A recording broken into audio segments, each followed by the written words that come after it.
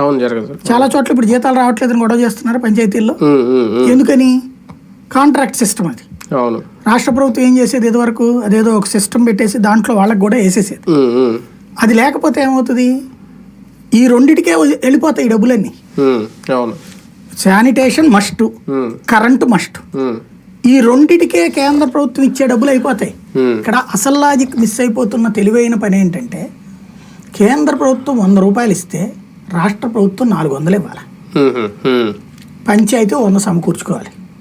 ఒక 600 అనుకుంటే పంచాయతీనేమో పన్నులు వసూలు చెయ్యదు, వాడంతటా ఆడు వచ్చి కట్టుకుంటే కట్టడమే, లేదా మన ప్రత్యర్థి పార్టీ వాడైతే వసూలు చేస్తారు సత్యం, మిగతా వాళ్ళదైతే వేయరు. అదొక సమస్య ఉంటుంది.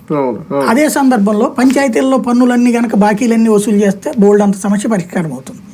రెండవది వచ్చేటప్పటికి ఈ సమస్య ఎక్కువ ఉంటుంది. ఏది, శానిటేషన్కి డబ్బులు కానీ, తర్వాత రెగ్యులర్గా వాళ్ళ జీతాలు. పంచాయతీలో 3 చెల్లింపులు ఉంటాయి. ఒకటి పంచాయతీ సిబ్బంది జీతాలు, నెంబర్ 2 కరెంట్, నెంబర్ 3 శానిటేషన్.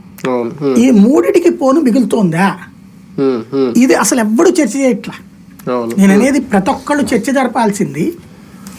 మేధావులు కొంతమంది ఏం చెప్తారంటే, అవన్నీ ప్రభుత్వం భరించాలా, రాష్ట్ర ప్రభుత్వం అంటారు. ప్రభుత్వాలు భరించడానికి సిద్ధంగా లేవే.